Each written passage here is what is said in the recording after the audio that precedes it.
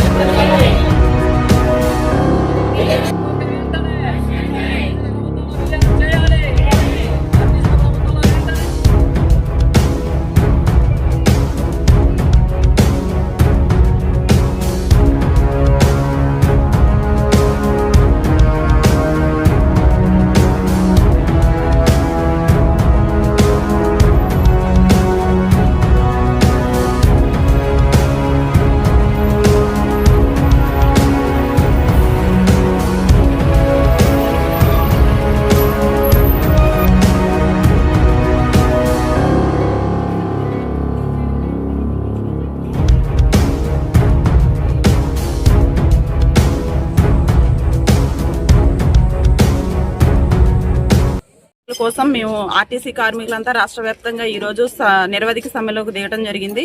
దానికి గల కారణం ఏంటంటే మా ప్రధానమైనటువంటి డిమాండ్లు ఆర్టీసీని ప్రభుత్వంలో విలీనం చేయడం, మాకు న్యాయబద్ధంగా రావాల్సినటువంటి 2 పీఆర్సీలను న్యాయంగా చేయడం, అదేవిధంగా యూనియన్లను పునరుద్ధరించడం, పని భారాన్ని తగ్గించడం, కొత్తగా యువతకి ఉద్యోగ అవకాశాలు కల్పించడం వంటి సమస్యల మీద మా పోరాటం ఖచ్చితంగా కొనసాగుతుంది.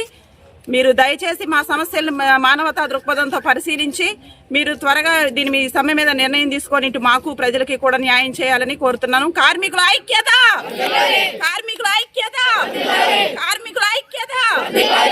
నేను సత్తుపల్లి డిపోలో 16 సంవత్సరాల నుండి కండక్టర్గా పనిచేస్తున్నాను.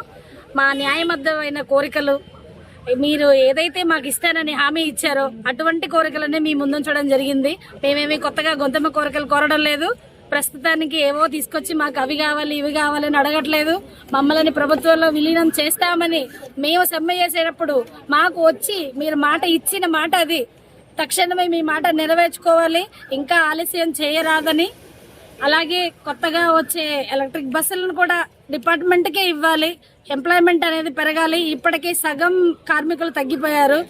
ఉన్న కార్మికులను తగ్గిస్తూ ఆ పని భారాన్ని మా మీద వేస్తూ ఉన్నారు. మేము కొత్తగా కార్మికులు రావాలని కోరుకుంటున్నాము. కొత్త యువతకి ఉద్యోగాలు సంపాదించి పెట్టాలి. అది కూడా మా బాధ్యతే.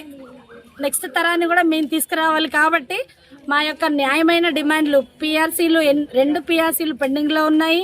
వాటిని మా యూనియన్లను మాకు ఇప్పించగలరని తమను కోరుకుంటున్నాం.